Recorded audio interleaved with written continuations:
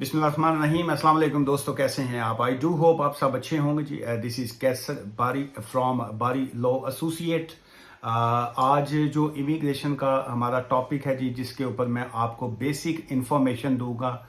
जहन में रखा करें, जो हम लोग यहाँ पे वीडियोस जो हैं वो अपलोड करते हैं, इसमें सिर्फ जो इन्फॉर्मेशन होती है हम वो आपके साथ शेयर कर रहे होते हैं। It's not a legal advice. जो है लीगल एडवाइस के लिए इज़ ऑलवेज एडवाइजेबल कि आप अपॉइंटमेंट बना के अपने जो आपके अपने सरकमस्टांसिस होते हैं वो डिस्कस करने के बाद जो है वो लीगल एडवाइस जो है आप ले सकते हैं। उसकी रीज़न ये होती है कि हर एक शख्स के जो होते हैं वो डिफरेंट सिनेरियो होता है, हर एक की एक डिफरेंट सिचुएशन होती है। सो वो कहने दूजे ਨੂੰ ਵੇਖ ਕੇ ਤੇ अपना मुंह लाल ਜਿਹੜਾ ਨਾ ਉਹ ਚਪੇੜ ਮਾਰ ਕੇ ਨਹੀਂ ਬੰਦਾ ਕਰ ਸਕਦਾ। ਸੋ ਹੋ ਸਕਦਾ ਹੈ ਅਗਲਾ ਜਿਹੜਾ ਨਾ ਉਹ ਗਾਜਰਾਂ ਦਾ ਜੂਸ ਪੀਂਦਾ ਹੋਵੇ ਜਾਂ ਟਮਾਟਰ ਖਾਂਦਾ ਹੋਵੇ ਜਾਂ ਪਤਾ ਨਹੀਂ ਕਿਉਂ ਉਹਦਾ ਮੂੰਹ ਲਾਲ ਹੈ, ਜਾਂ ਵੈਸੇ ਹੀ ਉਹ ਮੂੰਹ ਵੈਸੇ ਹੀ ਉਹਦਾ ਘਰੋਂ ਮਾਰ ਖਾ ਕੇ ਆਇਆ है तो इस वास्ते लाल है। सो इसलिए जो किसी का मुंह लाल देख के अपना मुंह जो है वो चपेड़ मार के लाल जिन्होंने कई दाना नहीं करना चाहिए। सो इसलिए बेटर यही होता है कि आप लीगल एडवाइस जो है वो ले लिया करें। चलिए, आज का जो टॉपिक जिस पे मैं बात करना चाह रहा हूँ वो है जी कि students switching work route dependent जो है ये है जी। चूँकि 17 जुलाई के बाद आपको भी पता है कि सिचुएशन में क्या तब्दीलियाँ आ चुकी हुई हैं, और जो लोग डिपेंडेंट जिनके साथ हैं वो उनकी क्या फीलिंग्स हैं या वो क्या सिचुएशन है उनकी। सो उनके लिए जो है इस वक्त बड़ी क्रिटिकल सी सिचुएशन है। सो इसलिए जो है मैंने आज की इस वीडियो का टाइटल भी यही दिया है कि students switching to work route dependent जो है। सो इसमें जहन में रखिए कि हम स्टूडेंट की बात भी साथ साथ करेंगे, लेकिन साथ साथ में हम डिपेंडेंट की बात भी करेंगे। तो एक तो ये आ गया कि एन एप्लीकेंट जो है who is applying for a permission to stay and has or last had a permission as a student must have completed the course of study for which the confirmation of acceptance for studies was assigned। ये बड़ा clearly जो है ये जो नई changes आई हैं उसमें कहा गया है for which confirmation of acceptance for the studies was assigned कि जिसके ऊपर उनको CAS जिसको या COS आप कह लीजिए, सर्टिफिकेट ऑफ एक्सेप्टेंस जो है COA, मुख्तलिफ इसके नाम लोगों ने दिए हुए हैं जी। COA अगर हम कहेंगे तो आपने देखना है कि वो आपको असाइन जो हुआ था उसके ऊपर क्या लिखा हुआ है। अच्छा, फिर इसमें क्या है जी, ये पैराग्राफ है जी ST 27.3 जो है 27.3 ऑफ अपेंडिक्स स्टूडेंट अप्लाइज जो है ये उसमें है जी। ऑल्टरनेटिव आ रहा है जी, alternatively if the course was leading to a PhD award they must have completed at least 24 months of that course जो है। अब इसमें किसी तरह की कोई गुंजाइश जो है वो बाकी नहीं है। सो इसमें ये आ गया, you can normally determine whether the applicant has a completed their course by checking the end date on the confirmation of acceptance for studies CAS जो है। However, the applicant may have completed their studies and therefore met the requirement of rules in advance for the end date of on a CAS जो end date जो आपका confirmation of जो acceptance के ऊपर लिखा हुआ जी।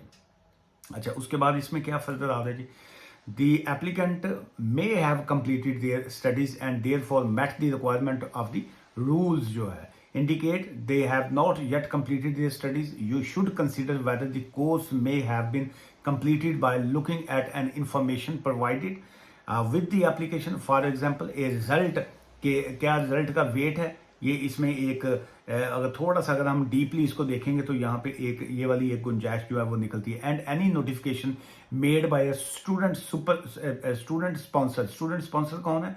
वो आपका जो इंस्टीट्यूट है, जो आपका यूनिवर्सिटी है या कॉलेज है।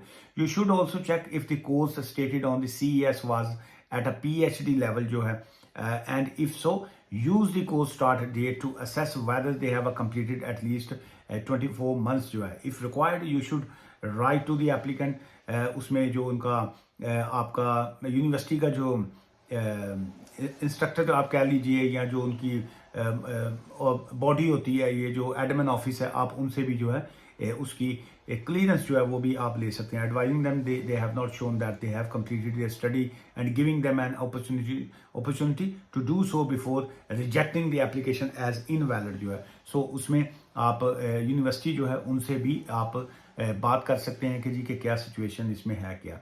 सो अगर हम इसकी 27.3 की ऊपर अगर हम दोबारा बात करें तो इसमें मैं उसको दोबारा पढ़ना चाहूँगा आपके लिए। उसमें है जी, an applicant who is applying for permission to stay. Applicant वो होता है जो एप्लीकेशन को फाइल करता है। An applicant who is applying for a permission to stay and has, कि वो है, और लास्ट हैड, या वो जिस वक्त वो पहले उसने जिस वक्त आया था कंट्री में उस वक्त थी, और had permission as a student must have completed the course of study for which the confirmation of acceptance. अब इसमें डिपेंडेंट जो है वो कहीं नहीं, इसका मेंशन कहीं नहीं है। इसमें क्या जो एक डिपेंडेंट है वो अपनी सेपरेट एक एप्लीकेशन फाइल कर सकता है या नहीं कर सकता, ये इसमें तो बिल्कुल कोई इस तरह की चीज़ ऐसी नहीं है। सो इसलिए अगर एक स्टूडेंट है तो उसका जो डिपेंडेंट है वो, इसका मतलब है कि वो इंडिपेंडेंट अपनी जो है वो स्किल्ड वर्क के वीज़े के ऊपर जो है वो सो फार इसके मुताबिक तो वो जा सकता है। लेकिन क्या रूल्स में क्लैरिटी मोर आएगी, जिसका कहा जा रहा है कि 7 अगस्त को मे बी वो इसमें चेंजेस कोई लेके आएँ या कोई और पाबंदियां लगाएं या कुछ और करें, इसलिए इसके बारे में कहना जो है टू अर्ली होगा जी। कि प्रडिक्शन तो ज़ाहिर है हम कर नहीं सकते कि जी वो इसमें क्या करेंगे, लेकिन फ़िलहाल सिचुएशन इसमें यही लग रही है कि जी कि 7 अगस्त के बाद जो है, एक तो ये जो फ़ीसें हैं, चाहे इमिग्रेशन की फ़ीस हो या ये आपके IHS की फ़ीस हो, NHS जिसको कहते हैं, या इमिग्रेशन हेल्थ सरचार्ज कहते हैं, उसमें जो है वो भी इजाफा की जो न्यूज़ जो है, अपडेट्स जो हैं वो भी आ रही हैं कि जी कि उसमें भी इजाफा किया जाएगा। वो मैंने पिछली एक वीडियो अगर आप देखेंगे इसी चैनल के ऊपर है, तो वो आप देख सकते हैं कि वो 624 पाउंड से बढ़ा के जो है वो उसको 10 समथिंग जो है वो 1000 प्लस के ऊपर लेके जा रहे हैं जी। और इमिग्रेशन हेल्थ सरचार्ज 35% जो है जी इजाफे की उम्मीद है जी, इंक्रीज होगा। एंड जो इमिग्रेशन की फ़ीसें हैं उसमें 15% जो है वो उसमें प्लस होने को है जी। और क्या ये तमाम एप्लीकेशंस के ऊपर होगा? द आंसर इज़ यस, वो तमाम एप्लीकेशंस के ऊपर उसको बढ़ाएंगे होम ऑफिस और गवर्नमेंट की जानब से। तो यही है कि पिछले 4 सालों से हमने, 3 सालों से हमने इसकी एप्लीकेशन की फ़ीसें नहीं बढ़ाई, सो इसलिए महंगाई हो गई है जी, जिथे बाकी चीज़ां वध गई हैं, हम इसका भी बिल बढ़ाएंगे, इसका भी इंक्रीज़ करेंगे। सो क्या इसमें फ़ी वेवर के हवाले से भी कुछ सख्ती की जाएगी? मैं ये समझता हूँ कि फ़ी वेवर जो है उसमें भी बहुत ज़्यादा जो है रूल्स में चेंजेस करेंगे, कि ताकि लोग जो है वो फ़ी अपनी जो है वो वेव ना करवा सकें। अब उसमें होता क्या है, फ़ी वेवर में ये होता है कि इफ़ यू कांट अफोर्ड, तो उसमें आप उनको कहते हैं जी कि मैं फ़ीस अफोर्ड नहीं करता हूँ, चाहे वो आपकी ह्यूमन राइट्स एप्लीकेशन है या कोई भी और कोई सी भी एप्लीकेशन है, तो मुझे जो है आप फ़ी जो है मेरी एग्जाम्प्ट करें। तो वो आपसे आपकी लास्ट 6 मंथ्स की बैंक स्टेटमेंट मांगते हैं। तो उसके बाद जो है वो फैसला करते हैं कि जी on the basis of your bank statement, के how much is your incoming and how much is your outgoing, तो उसकी बेस पे फैसला करते हैं। लेकिन अभी मैं ये समझता हूँ कि अब उसमें वो मजीद कहेंगे कि जनाब तुसी पहले कितों खा रहे सो, कितों रह रहे सो। अब वो आप कहेंगे कि जी मेरा तो ये कज़न था, वो मेरी हेल्प कर रहा था, मेरा जो भाई था मैंने उसके घर रूम लिया हुआ था, फ्री में मेरी अकोमोडेशन थी, फूड मुझे वो ला देता था। वो कहेंगे चलो फिर ठीक है जी, वो भाई जान भी सानू बैंक स्टेटमेंट दो। तो आप कहेंगे कि जी वो उसकी प्राइवेसी है, वो तो नहीं मैं दे सकता। वो कहेंगे जी कोई प्राइवेसी नहीं है। जब आप वो कहने नचन लगे तो घुंड कर रहे हैं, वो जब कोई बंदा नाचने लगता है, डांस करने लगता है, तो फिर घुंड तो नहीं ना कढ़ना। तुसी घुंड कहते ने जो पा के औरतां नहीं सिर के उत्ते ते घुंड कढ़ दियां ने ताकि नजर ना आए। वो कहेंगे कि जी जब आपने नाचना ही शुरू कर दिया है तो फिर उसमें शर्माना काहे का। तो इसलिए जब आपने उनसे पैसे मांग लिए कि जी कि हमारी फीस को जो है वो माफ़ करें, तो सो देन आप साबित कीजिए कि आपके पास पैसे नहीं हैं। भाई से ले रहे हैं तो भाई की लेटर दें, भाई की बैंक स्टेटमेंट दें, भाई के पास कहाँ से आ रहे हैं। चचा के पास अगर रह रहे हैं तो चाचा जी की कर दें। सो वो मज़ीद जो है वो उसकी इतनी के इन्वेस्टिगेशन में जाएंगे। और फिर सेकंड, बहुत से लोग जो हैं अक्सर कहते हैं जी हम अगर एक अकाउंट दे देंगे तो उन्होंने की पता लगना है, उन्होंने सब पता है जी उनको।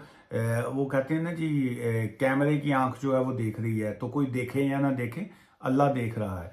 तो वो अल्लाह तो देखता ही देखता है, लेकिन ये होम ऑफिस वाले जो हैं इनकी डिपार्टमेंट्स, इनके तमाम सेक्शन जो है वो भी बड़ा कुछ देख लेते हैं जी। तो वो इसलिए ये फ़ीस माफ़ करवाना जो है वो भी ऑब्वियसली टफ होगा। इमिग्रेशन रूल्स में काफ़ी सख्तियाँ आगे मज़ीद आएंगी। लेकिन आप इस तरह के सिनेरियो में, इस तरह की सिचुएशन में, what you need actually, you need a good lawyer.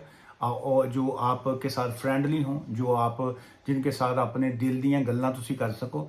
सो आप उनके साथ बैठ के मैं ये नहीं कहता मेरे पास ही हैं, बहुत से अच्छे वकील भी होंगे, आप किसी के पास भी जाइए, लेकिन उसमें यह है कि बाज़ का तो खैर वो कहते जी उंगली फड़ाओ तो लोग बांह खिंच देंगे। सो ऐसा काम जो मेरे साथ तो अक्सर लोग कर जाते हैं जी। मैं जितना फ्रैंक और जितना पॉजिटिव होने की कोशिश करता हूँ, बाज़ का तो वो जो लोग जो हैं वो फ़ायदा फिर उठा जाते हैं। तो वो भी ज़्यादती ना किया करें, शरीफ आदमी हूँ मैं। तो शक्ल तो भावें नहीं लगता, लेकिन मैं हूँ शरीफ आदमी।